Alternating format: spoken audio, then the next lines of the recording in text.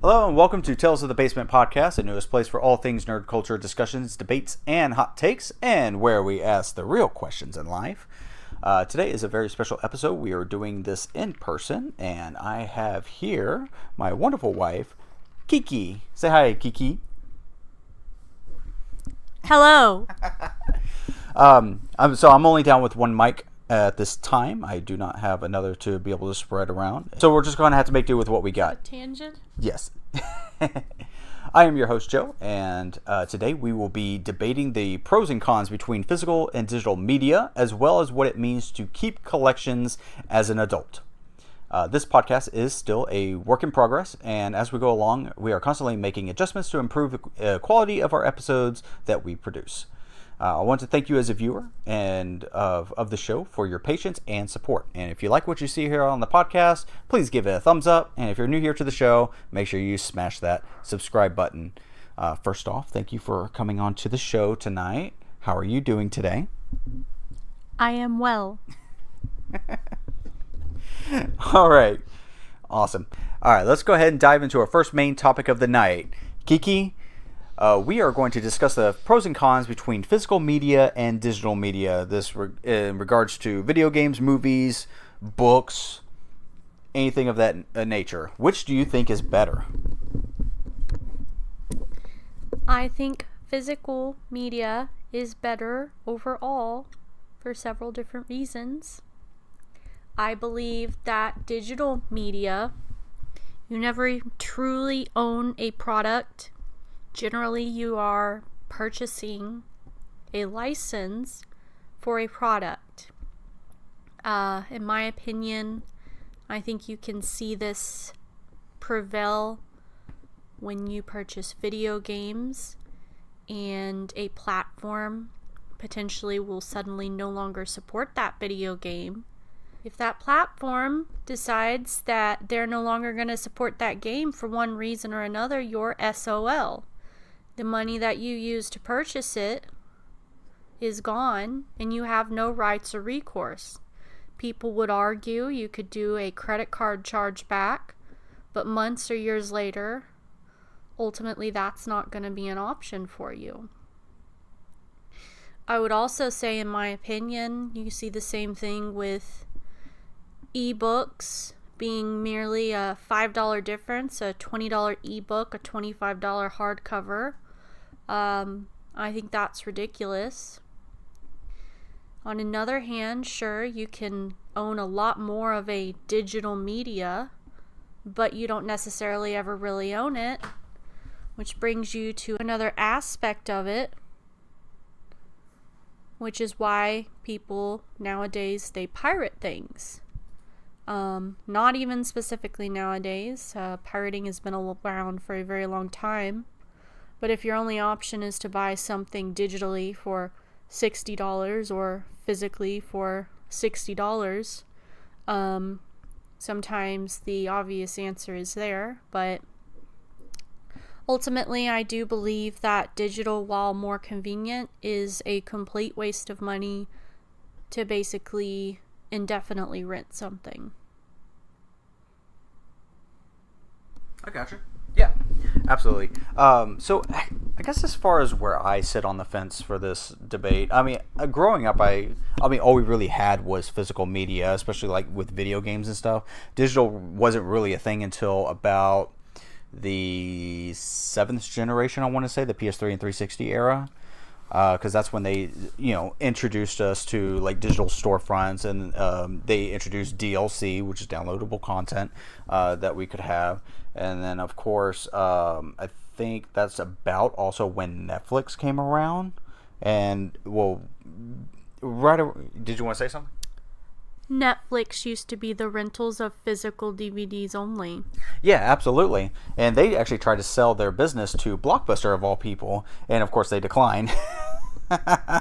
And we know how that went. Anyway, so Netflix decided to change their business strategy over from physical media to digital media and make it a streaming service.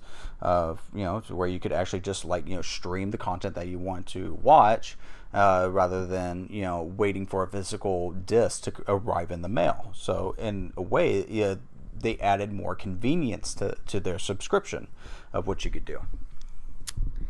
Netflix may have started out with a low-priced model and a huge library to combine so many different things, video games, movies, etc. Netflix, over the years, all streaming services, it used to be you paid your $3 a month and you got your Netflix and you could watch anything you wanted to watch on Netflix. Everything was on Netflix. Now, you pay $20 a month for the beautiful right to have ads and loading issues and a scarce library, and you can do that times 10, and then you still won't get to watch everything. Yeah, not to mention that I guess the digital subscription service became so popular that other companies wanted to copy it. They wanted to roll in that dough that Netflix was making. It is cable with extra steps now. And you're absolutely right about that. It's basically cable from the 90s. That's exactly what we're getting nowadays with the ads that they put in, because these companies wanted to try to make more and more and more money off of us. And when everything used to be available under one platform, now is dispersed off because everybody wants to do their own streaming service. Everybody wants to do their own subscription. And in a way, it went from, I guess, did they used to call it the cable wars back in the day? But now it's like, the streaming wars. Like, everybody's vying for your time. But the point is, I think that's kind of an argument that digital might be a little better than physical, because everyone likes that convenience, and companies go where the money is, and people are spending their money on these subscription services because of how convenient they are. There's absolutely nothing convenient about having an ad every 5 minutes that lasts for a minute and a half, and if I accidentally pause the ad or come back, I have to watch the ad again. Yeah, no, you're absolutely right. And that's where price comes into play, because now, things are going up and up and up. And if you want no ads in your subscription services, these companies expect you to pay more. They want you, to pay the highest tier of subscription that they offer, and for you to have the best experience possible for what they're offering. Well, you can call me Captain Kiekie because I am a pirate. Arg. Right, and it's kind of another thing. The pirating in of itself is like its own topic altogether. But as far as like legitimately backing up, I mean, you know me, I collect a lot of video games. So what I like to do, is back up what I have and be able to play them on my PC, because it's just a much more convenient factor for me to play it there rather than bust out all these like old consoles that I have lying around and plug them into the old CRT that I got in our bedroom that you probably don't like being there in the first place, but it's there for preservation's sake. Thank you.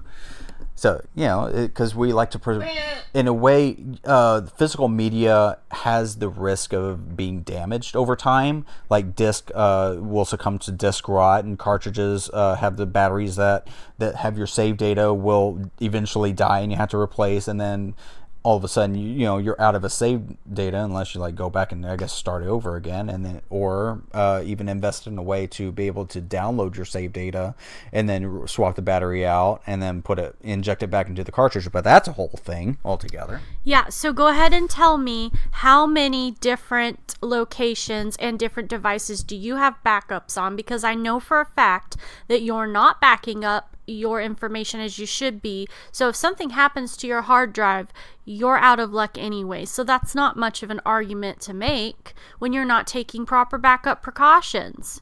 Therefore, you're just as at risk as anybody with their little VHS tape from 30 years ago. So are you talking about like my PC in particular? Like how I don't really back up my PC? Now, because I got that external drive, that 4 terabyte I'm about to bust out, have to have 3 different backups in 2 different locations for proper security. you are not following the rules. Oh. Well, you know what? One location of backup is perfectly You're subject to a tornado taking out all of your information. But isn't that why Fire. Isn't that why the cloud exists? Isn't that why we Somebody have can cloud hack your storage? cloud. So that way we can entrust big mega corporations with our You're private. supposed to have 2 different physical locations and 3 different types of backup. Is that what the government says? Or That's mega? what cybersecurity says. Yeah. So I guess that's a good way to be able to, I guess, keep your data safe if you're going all digital, for instance. Say another con. I guess an issue I'd like to say is when you're keeping a physical collection of sorts, say like movies and video games and stuff, they come with like their own cases and manuals and, you know, of course, the discs and stuff, and all that takes up a lot of space. I mean, we have our own personal Blu-ray and DVD collection that we had that was taking up a lot of space on the shelf, and then all of a sudden we had too many to go, I guess, on that rack that we used to have, and we had to kind of move it over into a bigger space. It's a lot easier to be able to even just like watch that stuff digitally. I mean, that's part of the reason why we have the Vudu account that we got way back when to get all these digital movies on. Maybe you should consider the fact that nobody truly needs to own that many video games and that many DVDs and that many movies. And maybe it's consumerism that is convincing you that you actually need to own them, and that's just not something that needs to happen. Maybe if people didn't feel a need to have 2,000 video games across 30 different consoles, or every single movie that comes out, I mean, can we not enjoy the entertainment of something without having to have ownership? Does everything have to be completely convenient, or else what? I mean, if we don't have 3,000 different movies to scroll through to be able to choose from, are we going to implode? No, but I do like to collect have the collections of the types of games and movies, or even books that I really like. Yes. Interesting word you've put out there. Collect. Do you have a problem with collections, my dear? I'm sure we'll talk about it. Okay, that's fine. Yeah, so we talked about convenience as far as digital goes. We talked about, as far as taking up space goes, digital content, or just basically ones and zeros, and all the space they really take up is the amount of space on a hard drive, storage drive that you would have. The risk reward system is that, you know, in order to free up space in your home, you would have to invest in like larger and larger drives if you want to keep all that stuff, I guess, locally downloaded, if you're not using cloud storage. But of course, a con for digital goods is that, you know, they're tied to an account. They can't really be resold. Once you have it in your account, depending on the TOS of the different companies, it's yours forever. You can't really like give it to somebody else, you know, like you could a physical copy. Because you don't own it. You're paying to license it. Yeah, exactly. So these companies are not giving you a copy of it. They're just, yeah, exactly, giving you a license to be able to play it, a license to be able to use it. Because as we've seen with games like The Crew of very recently, Ubisoft are actually essentially like breaking into your home and revoking your license to play that game, which is incredibly crappy in my opinion. Now, on the other hand, it is a little easier to keep up with knowing what you have physically, because it's tangible. You're able to see it. You can display it. You can like show your friends what you got. As far as digital collections go, it's a little more difficult in that sense, unless you're like adamant like me. You know, I actually keep a spreadsheet of every video game that I that I currently own, whether physical or digital, and it makes it a little easier that way. But that's like a proprietary thing that I have to go out of my way in order to use a third-party program in order to, you know, understand what I do have collectively in a sense.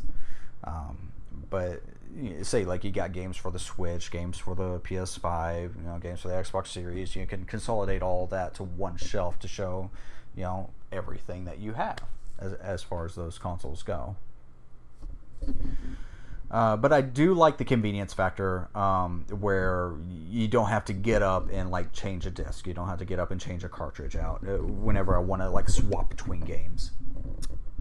And what about when your internet's out? That is a good question. When your internet's out, you can't really download the games. You can't really play any games that are specific. You can't stream your movies. Absolutely. Unless, I think Netflix has a way for you to download the stuff if you got, like, I guess, crappy... That's not the same thing as buying digitally like we're discussing right now. No, but I guess during the times of outages, I have options to, like, play anything that's locally downloaded already and go into offline mode. Of course, I also have, basically anything that's locally downloaded. I have that ability to be able to play or watch. But yeah, that's a point to physical, because regardless of whether you have an outage or not, you have it physically on the disc, on the medium that it's printed, and you don't have to rely on an internet service for that. You're absolutely right. Ubisoft, of all companies, are, of course, they're making physical games, right? They're dealing it out to the physical mom and pop shops and brick and mortar stores that you can go and pick up. But the physical disc that they send to you doesn't necessarily have like the full game on it. Essentially, it's just a physical. Companies. But video games is not the only digital versus physical media. No, you're absolutely right. I'm just talking about video games in particular, because nowadays some companies are sending out these physical discs, but you still need an internet connection to download, like the new Star Wars game that's coming out by Ubisoft. Okay, well that's just digital with extra steps. Yeah, exactly. So it's supposed to be physical. It's supposed to be on the disc. If you buy the disc, you expect the entire game to be on the disc. But as we're seeing more and more nowadays, is that we're not really seeing that. It's just glorified license holders. They're glorified paperweights by the end of it, especially once the server shut down and you can't really have like the entire game downloaded to your console. I mean, especially with Xbox nowadays, I don't believe any Xbox game has it to where the disc is just the disc. You always have to download the game from a server somewhere and onto your console. Going online, buying a physical copy of something and receiving a key code is just digital with extra steps. You can't consider that to be buying a physical copy of something. Therefore, it can't fall under being a physical copy of something. Yeah, you're talking about like going to, say, GameStop and buying a physical disc of the game, but it's still requiring you to download the game. Well, yeah, it's still I know, that's considered a digital. That's not physical. Yeah, exactly. And it's really crappy that companies are going away from this. They much rather sell you a disc with small amounts of data on it, because games these days are getting bigger and bigger and bigger, rather than printing out multiple discs, multiple Blu-rays into nowadays. Like the newest Final Fantasy game that came out, Final Fantasy VII Rebirth, I think it's called, would have released with like 2 Blu-rays, or actually I think 3 Blu-rays. But yeah, because that game is so big, you need multiple discs nowadays, just like in the old PS1, PS2 days, in order to play them. And it's just costing more and more money for these companies that they don't want to spend. No, that's not why they're doing it. The amount of money it costs to do 3 discs versus 1 disc is a pennies difference. The reason they're doing it, which I think honestly is quite obvious, is because when they force you to put that disc in and tie it to your account, you can't take that disc and sell it to somebody else. They're wanting to control you. They want to control your ability to resell. They want to make sure that everybody who buys this game and who plays this game is coming directly through them and paying the $50, $60, $70, I don't know, $80 price tag. It's not about saving money on disc. It's about controlling a secondhand potential resale and making sure that that's not possible. That if you want to play the game, if your friend wants to play the game, your friend can't borrow it from you. Your friend has to go buy their own game. That's what it is. Yeah. And you're absolutely right. Xbox actually tried to do this at the beginning of the Xbox One generation because they were actually restricting players with their physical media, especially with used games, because every game was going to have like a specific code that you had to input to tie it into your account, and you always had to have an internet connection like within 24 hours or so since the last time you logged in to make sure that you still own that game, and you wouldn't have been able to, I guess, share it with your friend. You wouldn't have been able to resell it. And Xbox has gotten so much backlash during the start of that generation that they had to backpedal on that decision. And part of the reason why PlayStation got a leg up on that generation and sold so many copies over Xbox, and Microsoft to this day is still struggling from that decision, and they've never really recouped from it. Another downfall for I guess digital media is that you kind of lose out on the cases that the discs come with, or even the boxes that the cartridges used to come with. You kind of lose out on that.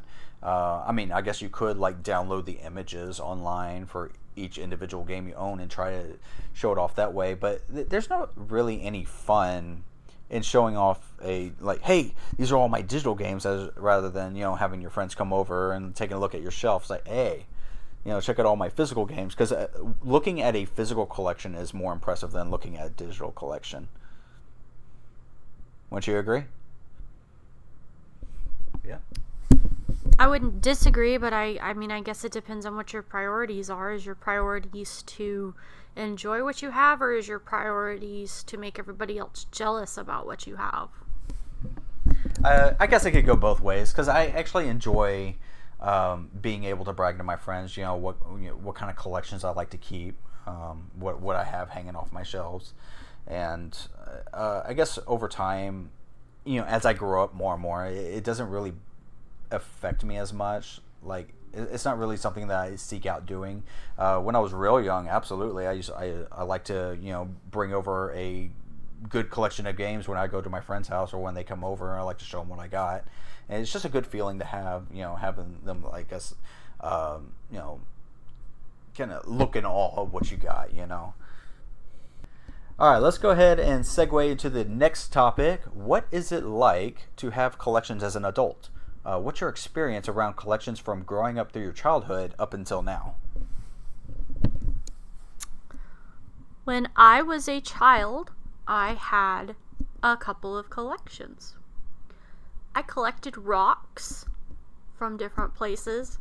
I had a box of rocks, and I collected pennies. And I would go through my pennies on a regular basis, and I would count them, and I would sort them, and I would clean them. And that was it. I didn't have anything when I was like a kid. I had normal kid things, not really in abundance. I didn't have a bunch of physical items, maybe some stuffed animals, but like not really that much. I had a computer and I played games, like a couple of games. I had The Sims, which I played relentlessly. I had a PlayStation, played Guitar Hero 3, occasionally got a new Guitar Hero. I mean, that was about it. I did not start collecting. I was about 16 years old. Okay, so you mentioned that you never really collected anything growing up. Was it because that you just weren't simply interested in it? Was it because like your parents wouldn't let you keep physical items? Was it because like maybe your siblings would kind of take that away from you? the concept of a collection at that age wasn't a thing. I mean, I didn't want things. I had no inherent interest in having a material item. I didn't really care, and I didn't really want. I mean, I don't know how else to like explain it. I mean, my hobbies were, yeah, okay, I played like Guitar Hero 3, I played Mario Kart. I don't know, I went to the Boy Scouts with my brothers. I played piano, you know, art. So, I mean, there was no, like, I didn't comprehend collections. My parents were not well off. Yeah, like, you know, I may have got something for my birthday or Christmas, but it wasn't centered around an item that you take and like you put on display. Like, I did have, I guess, what you may call pretties in like a small amount, like less than 10 dainty shiny items that like I displayed on my piano. But when I think of a collection nowadays, like it just wasn't a thing. Like, it wasn't something that I had or did. I mean, I had books because I would read them. It was a gift that was given to me. You know, my mom would take me to the bookstore and let me pick out books, and I would read the books over and over and over again. So I had a bookshelf with books on it, but I didn't consider that a collection because I wasn't collecting them. They're just what you liked. Yeah, it was just something that I enjoyed. I didn't collect it. I didn't have it for a purpose of having more and more and more of it. Absolutely. Well, I would have to say I'm kind of on the complete opposite end of the spectrum. I grew up as very materialistic. Growing up as an only child in the house, everything was kind of like brought to me. I was very spoiled, and I just enjoyed keeping company with things more than people, and I guess that kind of dove into my introvertness because I much prefer to stay home rather than go out most days. But yeah, so I absolutely adored my collections, especially my physical game collections growing up. But I guess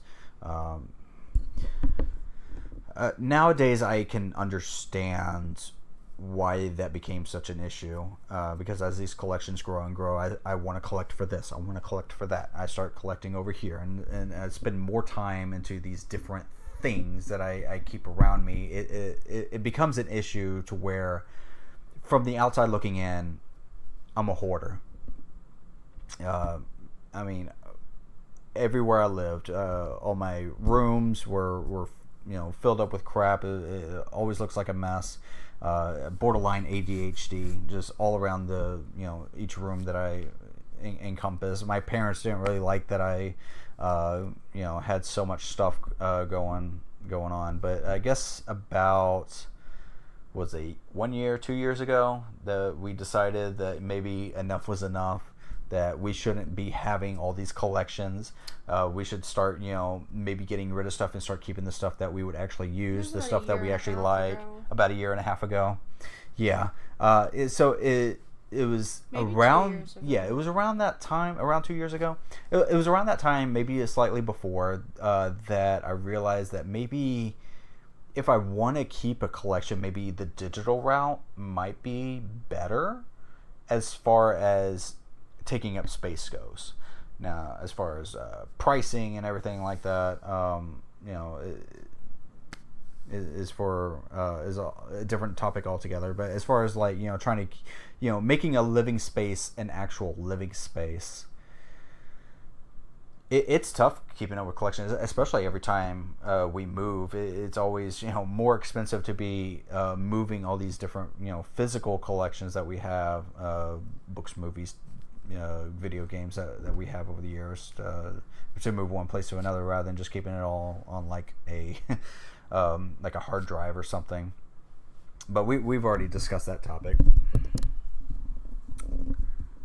I did not have collections. My parents, one of my parents, however you want to put that, certainly have a lot of stuff collected to a single part of their house, mostly. one could argue maybe too many tools. Who knows? I didn't grow up in a hoarder's home, but, it wasn't always clean, but let's be fair. That's just how it is. I didn't grow up having materials and fast food or however, or even like going out to the movies, spending money, bringing me joy. It was not, I guess you could just say it was not how I was raised. Maybe because my family was not well off. Maybe just because that's not how they taught us to be. I mean, I really don't know. I do remember I asked my mom for something once. I don't even remember what it was.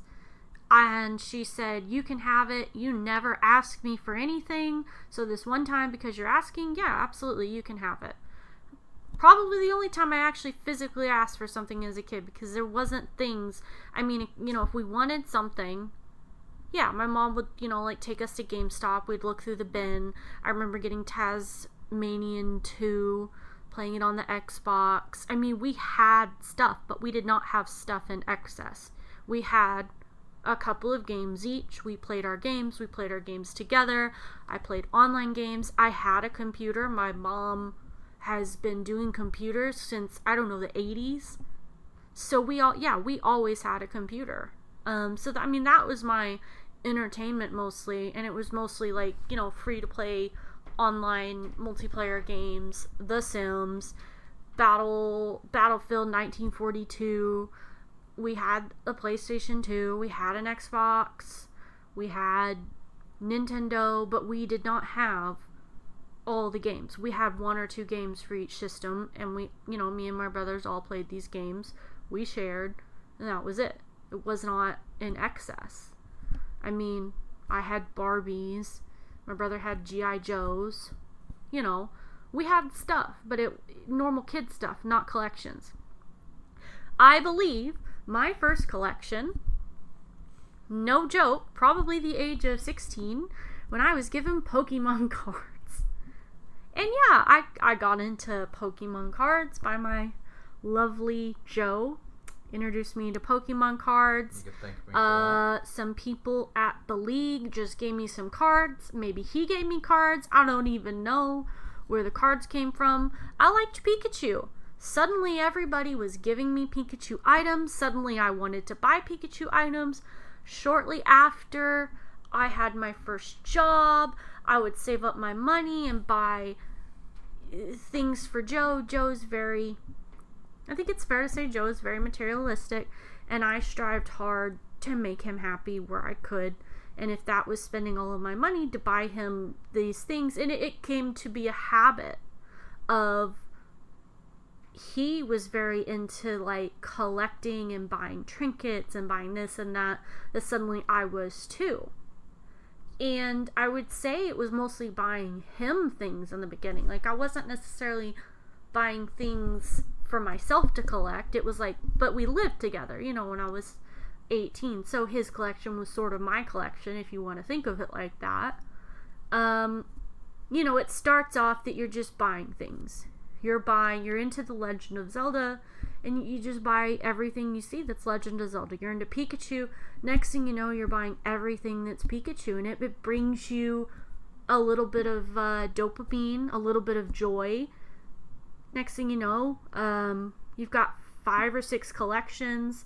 You've got 4 or 5 different hobbies. You've got Pokemon cards. You've got guitars. You've got video games, but not just video games. You've got like 10 different systems.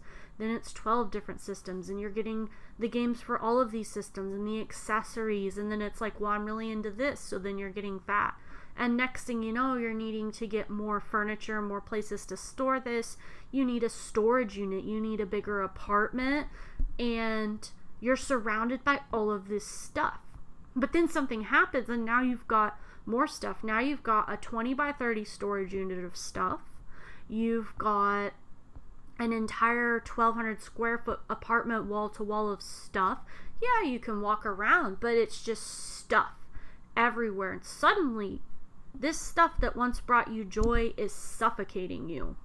Suffocating you to the point where you would burn the entire place down. You would rather burn it down than be surrounded by this stuff anymore.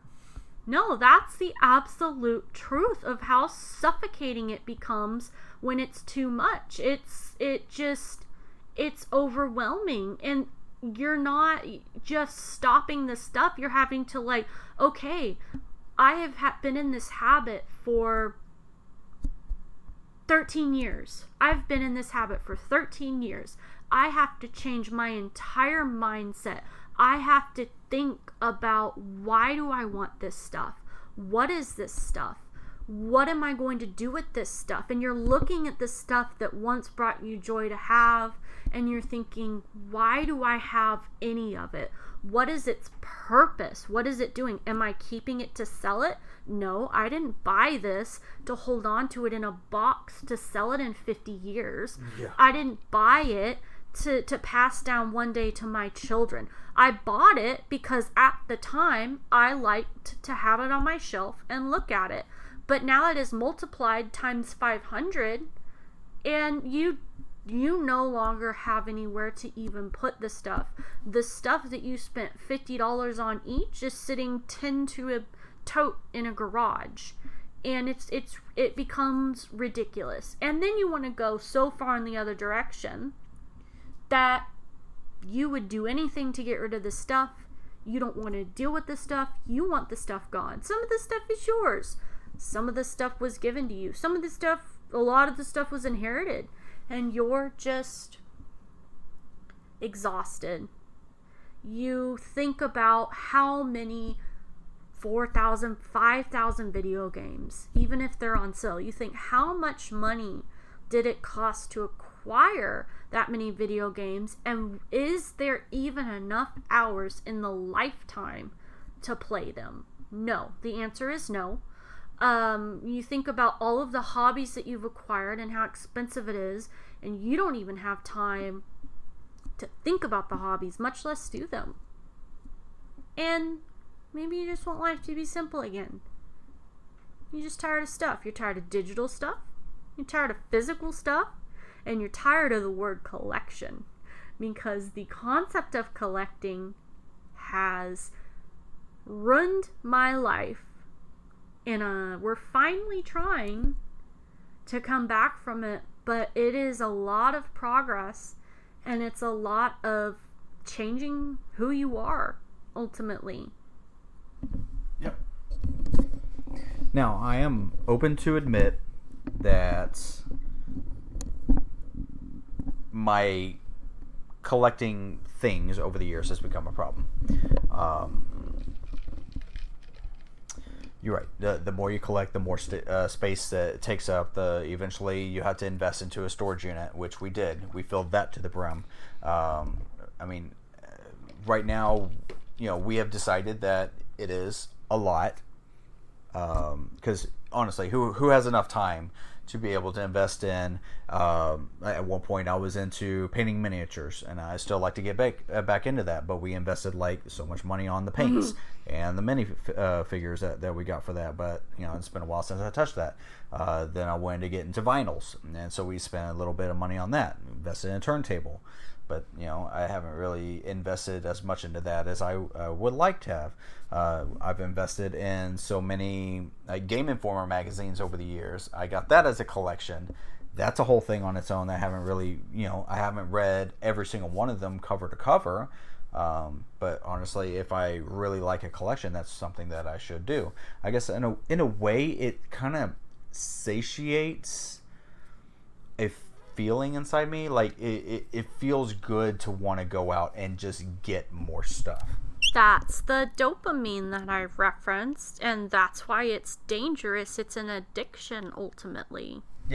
Yeah, absolutely right. It's a mental issue that I have that for some reason I feel like that's a way to kind of satisfy my hunger, if you will. But that's why you do it. Yeah.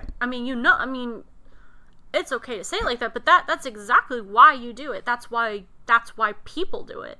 Because it brings them joy to click the button and get something on sale. That's an addiction all on its own. And it brings you joy to buy something new and shiny, even if it's only for a moment, and even if you literally have nothing to do with it. You have nowhere to put it. Yeah.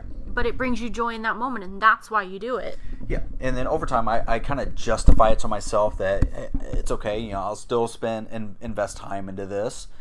Eventually, maybe I just want to like save it for our kids someday when they get old enough.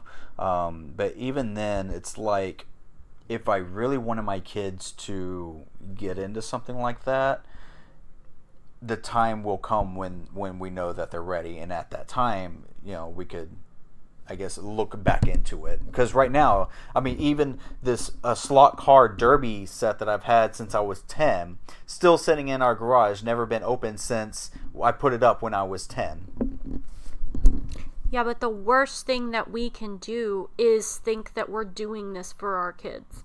The worst thing that we can do is think we're doing this to save this for our kids one day, because we have experienced what it's like to have to deal with the stuff when it hasn't been dealt with. That is a nightmare. I don't want my kids. I want my kids to enjoy themselves. I don't want them to feel like they need to take over my stuff and live my stuff's legacy and be overwhelmed by like, well, now, because you know what they're going to think in 50, 60 years, and think, what am I going to do with all this crap? That's what they're going to think. Yep. Whether you want them to or not, that is the thought that's going to go through their mind is, holy crap, what am I going to do with all this stuff? Why did my mom and dad have all this stuff, and now I have to deal with it, and I'm going to sell it for pennies on the dollar because I don't want it. Yeah. Now, what kind of snapped in my mind,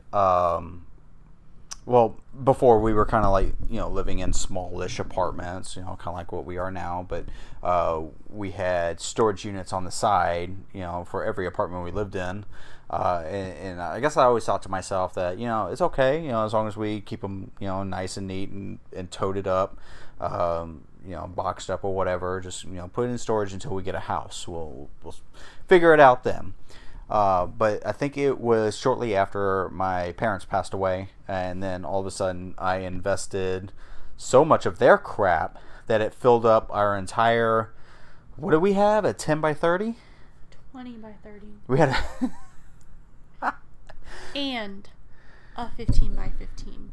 Oh my god. Okay, so we had a 15 by 15 and a 20 by 30, and everything that we inherited from them filled both of those storage units and our apartment to the brim, along with our apartment. I mean, our dining room was not even usable because it was filled to the brim with all this stuff that we just had, and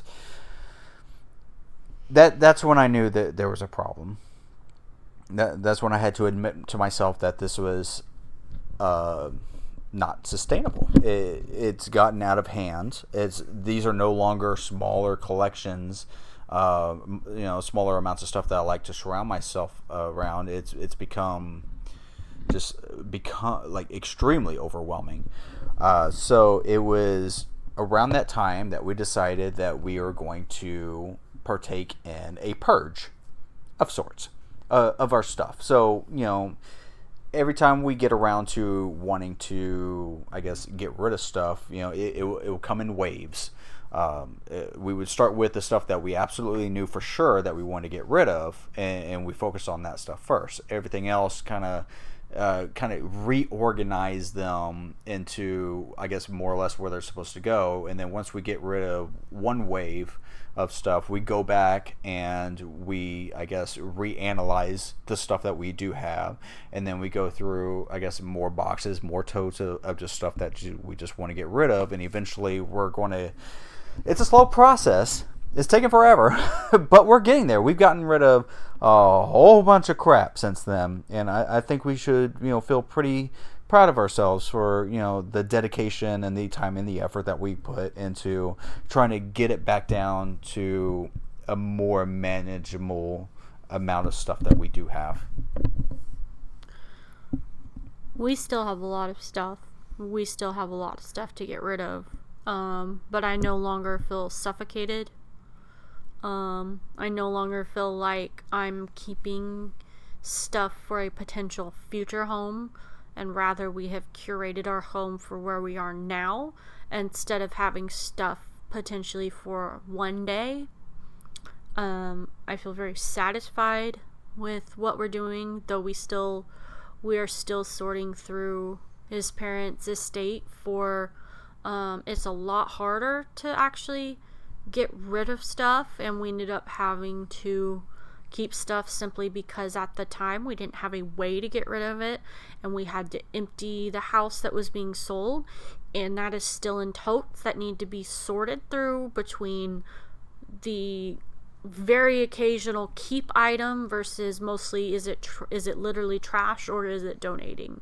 For every tote we go through, maybe I should say for every 10 totes we go through, we may find 2 or 3 items that we actually truly wanted to keep for whatever reason, and all the rest, half of it's probably going straight into the trash can, and the other half is going straight to Goodwill. I will never sell another item in my life, because dealing with selling items, the amount of time, the amount of stress, and the amount of effort. We just don't have the patience for it anymore. Patience. You get $5 after being ghosted 10 times. I will give up. You could tell me I'd get $1,000 out of the stuff that we still need to get rid of, and maybe I would 10,000. say, I would say, I don't care. Please just take it away. Go sell it. You get your $1,000. If I can take it straight to Goodwill and have it be done with, that is worth more than the headache it is to get rid of. Because if I have to take the time to sell it, I'm less likely to get rid of that item than if I can just put it in a box and drop it off at Goodwill. I think mentally it has become a freeing thing to get rid of items. Yeah. It has become a release, but we still are having to stop ourselves on a regular basis from buying stuff that we don't have a need for or room for, or questioning why do we want it, because it's easy to fall right back into the old habits that you go to the store, you see something new and shiny, and you want to buy it. Maybe it's even on sale. That's like a double whammy, and it's really hard not to do that, to be honest with you. So the mindset that we have going in, as far as I guess it feels like time that shouldn't have been wasted on trying to go through all this stuff in the first place. But we want to decide, as we go through, does it have a place in our home? Will we be able to invest enough time into it to justify its purchase or its value? Will we be able to find any use out of it? And if it doesn't meet any of those criteria, we will just probably either donate it or just, trash it. Or do we already have something that serves the same purpose? Yeah. Or when's the last time we've even used it? Yeah, exactly. So those are things that we think about. I mean, we've gotten rid of a lot of furniture. You definitely didn't like the furniture we inherited from my parents. We replaced the furniture. We got rid of everything, and I got new furniture. Yeah, not to mention that originally smelled like smoke, and it took forever just to air out. So yeah, air out.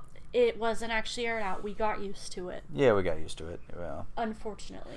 But I guess it didn't really match the style that we were going for. I mean, in the same vein, we were kind of inheriting the style that our parents had, but it wasn't. It didn't feel like us. So yeah, we decided to invest in different types of furniture that better fit our needs. Well, it also signified the beginning of a new era to fill our house with things that were not inherited, were not found, were not hoarded, and rather with pieces of furniture, whatever you want to call it, that made sense for the space. I mean, that were new, that we had chosen, and honestly, obviously the style modern. I love our furniture. I love our couch. Never thought I would find furniture that I love so much. Love my ottomans. We have 1 or 2 or 3 pieces of furniture. You love your couch pillows. I love my pillows. If anybody tries to come between me and my couch pillows, they will meet a demise. We still have our really cool pool ball bar stools. We have had those awesome. For probably they're 12. Yeah, they're no, amazing. How old am I? 10 years. We've probably had these for 10 years. Yeah. And I will have them until I die. And we're finally getting proper use out of them. Yeah. So that's the sad part. Ultimately, it was just freeing to get rid of everything that reminded us of that era for more than one reason. Yeah. And start over as us. Joe definitely helped choose the furniture. I would probably say that I was the prevailing choice. You gave me options. He was given options. He could have tried to tell me no about the couch, and I was going to get the couch anyways, but, that's neither here nor there. Okay. You're lucky I like the couch. The couch is gorgeous. I don't know. It's just nice to not constantly be reminded. Like I said, we still have stuff that we probably still have 10 to 15 storage boxes just filled with stuff that we had to hastily pack away as we were emptying the house. Do you know how many boxes and totes of Christmas stuff, just Christmas stuff, that we have in our garage?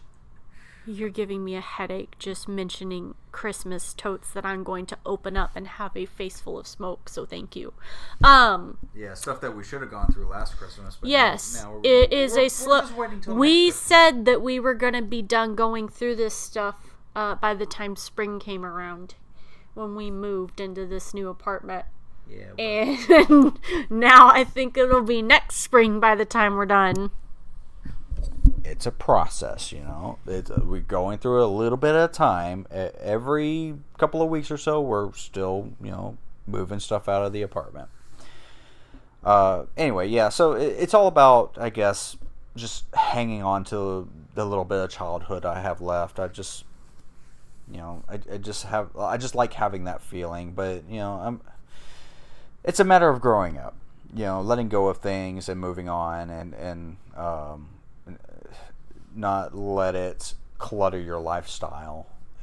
It's all part of growing up. It's all part of being an adult, and that's what collections as an adult mean to us. It's just got to a point to where it's really out of hand, and now we have to take the time that we could have spent in, I guess, much more important things. Now we got to spend it on all this crap that, we got to decide, do we want to keep it? Do we want to get rid of it? And it's just wave after wave after wave after wave. And it's almost never ending. And like you said, it probably won't be until next spring until we're finally done and getting to a place where we just take a look around like, yeah, I think this will do. And then we'll be getting a house. Yeah. And that's a whole other thing entirely. We should be spending this time, looking into a proper house, using the money that we, did spend on stuff that we didn't really need into maybe a down payment. We probably would have had a house by now, but it is what it is. We're living with our choices, and we're making, we're trying to rectify it and make a better life out of what we got going on now. But on that note, let's go ahead and try to end it on a good note. Are there any collections that you are proud of that we do currently have? You want to start with your orchids? My orchids are not a collection. It's not a collection. I pride myself on getting them on clearance and bringing them back to life, making them healthy, and having them bloom. It's not a collection. They are living beings. You cannot collect beings. So they're your children? They're not my children. I have those already. As far as an actual collection that I pride myself on, I mean, that's a dangerous word, to be honest. At this point in my life, I am ashamed of collections. Collection is a trigger word for me because of all of the negative feelings over the past 4 or 5 years it has brought me over all of the moves and how hard it has been to pack, to move, to unpack. Right about the time we get comfortable somewhere, we're packing up and moving again. All of the drama around storage units that we have dealt with bad management and break-ins, etc., etc., etc. And then the whole dealing with the estate and getting more and more stuff to have to deal with, and then moving again. And it has been a never-ending cycle of just moving and stuff and this and that for, I don't know, maybe even 6 years. I don't know how many years. So honestly, it's hard to say that there's any positivity in my mind when I hear the word collection. So I don't know. I'm not sure that I own anything of a collection that I would be proud to show off. I don't know. I guess I collect little people. Children. I think I might collect those. Oh my gosh. How do you feel about your plushes? You know what? I do have a Neopet plush collection, and I absolutely, if I knew what box it was in, would bring those out and show them off. Labeled. Yeah, it's labeled. The point is that it's in a box. Like, that's the point. Yep. It is so... You got Pusheen. I know, but they're all in boxes, and that's so depressing. Yeah, it is. They're all in boxes, and you got like 6 totes. And at the end of the day, as I get older, it's like some of that stuff, it's like, I guess I would just get rid of it. Like, I probably spent $20 or $30 on however many Pokemon plushes, and at the end of the day, I think I'd just get rid of them. I mean, how many plushes can an almost 30-year-old woman have when I have nowhere to put them? I don't know. I guess I'll give them to my kids. I mean, not my Pusheens. I'm sorry, not my Pusheens. Not my Neopets. I wish I could have more Neopets. When I was younger, I would occasionally go to Target. I would go to McDonald's. You know what? Maybe that was something I did collect. I had Neopet plushes. Maybe like 10 or 15 of them. You know, between little ones and larger ones. Maybe 10 total. Because I would get them like in a Happy Meal. I would get them like from Target. I would beg to have them for my birthday. Oh my gosh. They would occasionally, you know, they would have different ones. I must have not got them that often. But I loved Neopets. So maybe that was my collection. How do you feel about your pop figures? I like them, but I want to take them all out of boxes, and I would really like to display them in a really fun way. I think... We'll get a shelf. No. Somewhere. I want to put them in a way that displays them. Like, I want them to, like, be, like, doing something. Okay. But at the same time, I still have way too many. Yeah. I don't know. I really need to go through, and I need to think about these things, and I need to make decisions that, honestly, I think Joe finds more hard than me. If it was up to me, and he knows this, we would be getting rid right now of a lot more stuff than we are. Yeah. We would be saying goodbye to it. I no longer even care about, like, it isn't even in my mind, what did we spend on it? That thought left my mind so long ago because I am so desperate to be rid of it that I don't care what we spent. I don't care if we spent $100 on something. I don't care if I spent $20 times 10.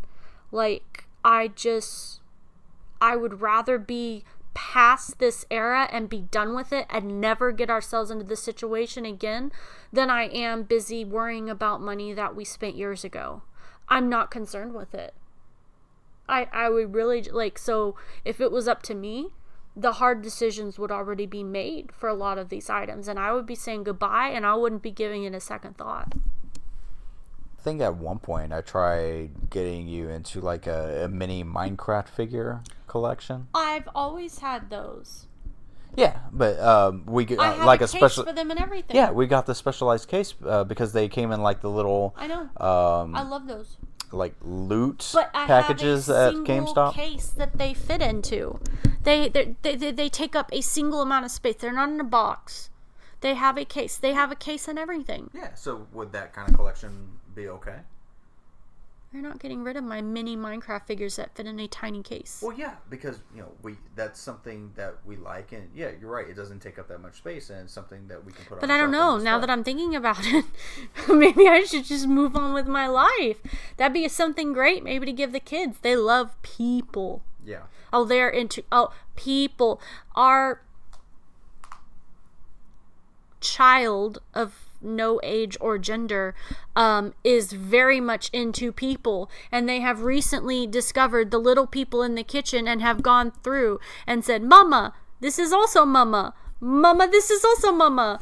After having not seen the little, the Fisher-Price little people for forever. And now they are just like, look at all these people. They're obsessed with people. They like the little people. They would love things like that. But that's another way of saying goodbye to the collection aspect of it, and hello to the child having the Pokemon plushes, the child having the Minecraft figures.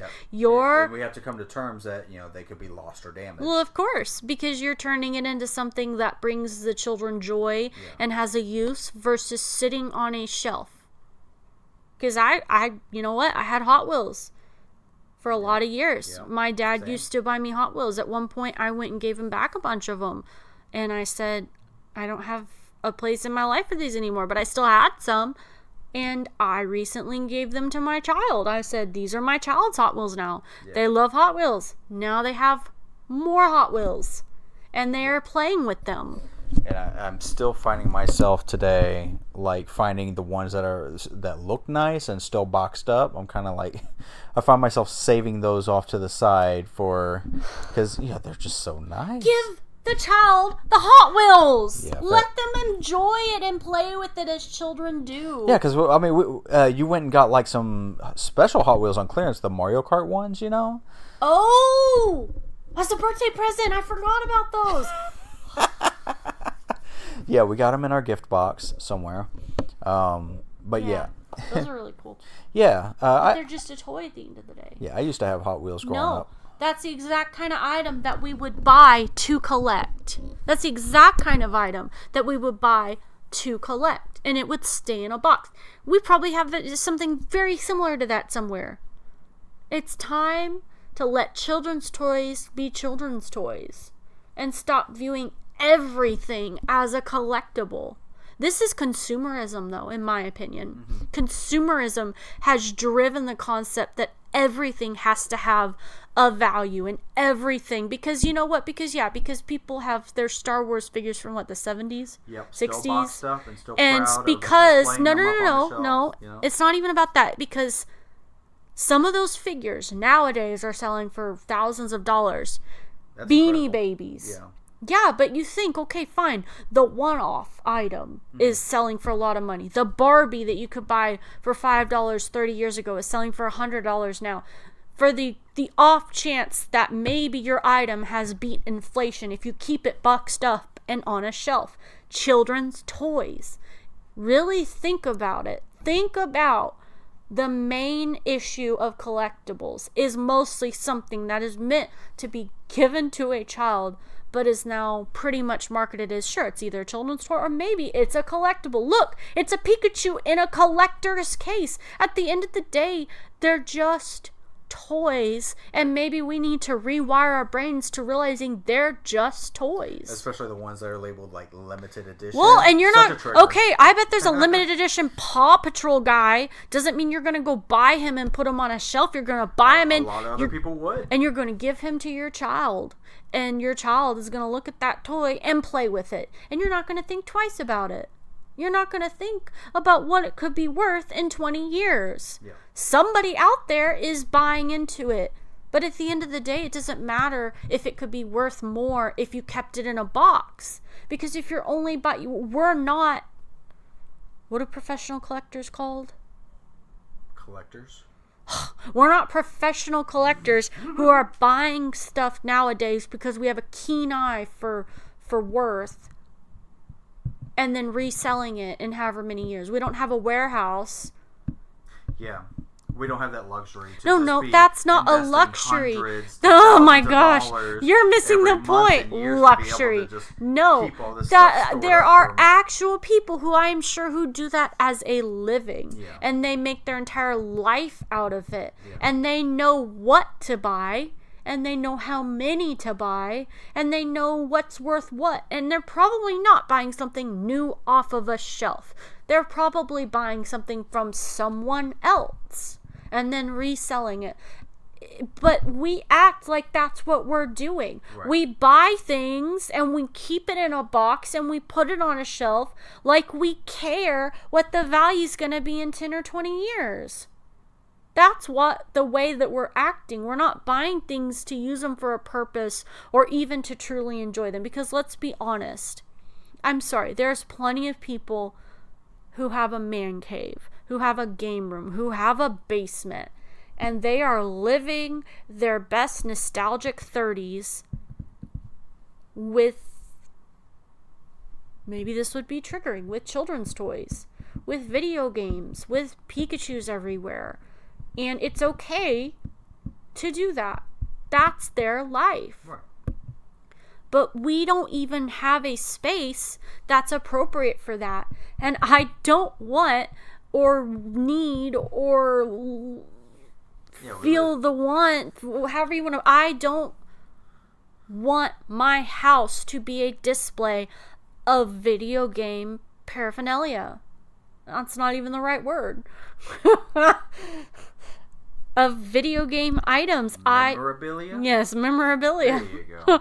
I have grown up and I have grown away from all of this stuff. Yeah. To the point where it's not something that I even want to be around. I can say, oh yeah, Pikachu's cute, but I no longer have like the child love that I had for it 13 years ago, 10 years ago, however many years ago. And I don't want my house, I want my house to be a display of who I am as a person, which maybe I don't even know who that is yet. But I feel like there is a happy medium. Couch pillows. I feel like there is a happy medium, but that happy medium does not involve wall-to-wall display of video games and movies and TV shows and books and fantasies and different things. I don't know. Okay, I do like my little dragon figurines, though. They're pretty cute. Yeah, they are cool. I mean, let's take that off the list. But I don't know. Like I said, our purge that we're doing, it's coming and going in waves. Like right now, we're starting at the bottom, getting rid of the crap we absolutely know that we don't need, we don't have use for, we don't have time for, and then working our way up. You know, so right now I think we're about, I hate to say, about the halfway point for as much time as we put into. Okay, if you want to be realistic, we have already rid our life of a 15 by 15 and a 20 by 30. And that was a huge accomplishment to be able to consolidate so much stuff down to just an on-site garage and outdoor storage unit. We've probably been getting rid of things for... I'm sorry, actually getting rid of it. Let's see, what year is this? 2024? Mm-hmm. We've probably been actively getting rid of stuff for a year and a half. Actively. Yep. Actively, yep. Because for a long time before that, we were simply just actively getting more and more stuff. Therefore, we may be around the halfway point when you think about the time aspect of it, but when you think about the sheer amount of work that we did to get rid of this stuff, we're way past the halfway point.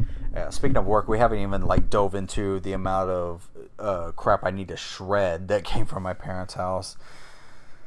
That's a whole other topic entirely, but yeah. I'd like to get rid of that. All of the personal information, probably 60 to 75 banker boxes full of driver's license, socials, just every personal information of hundreds of people spread throughout these boxes. You don't know what little surprise you're going to find in each box. Your personal information spread throughout the boxes. Literally hundreds of identities could be stolen.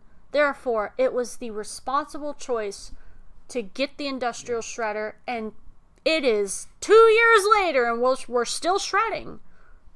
You know, that shredder has come in handy more than just shredding, all that stuff. But I'm just saying, it's worth the time to make sure that your identity is safe. Yeah. And sidely, all of those other people, you're welcome. You have no idea who we are. We saved your identity. Yeah. And the shredder is an embodiment of how we feel about our stuff now. Right now, we just want to consolidate and get rid of unnecessary stuff. Is there anything else you would like to add before we sign off for the night? I feel that about covers it. Well, all right. Thank you all for watching Tales from the Basement. Be sure to check in every week for fresh content. If you like what you watched here today, make sure you mash those like and subscribe buttons and ding that bell icon to be notified for more episodes in the future. Leave comments down below about the topics that we have discussed tonight for a chance to be featured in a future episode. Thank you for joining me tonight, Kiekie. It's been an honor to have you here on the show. You're welcome. And honestly, it's really good that we are able to have this conversation out loud, whether via this platform or even in private conversation, because it's something that needed to be said, about our lives. But it's nice to be able to share this, with other viewers on YouTube. That's all there is to it. I am Joe, and we will see you all next time. Bye bye.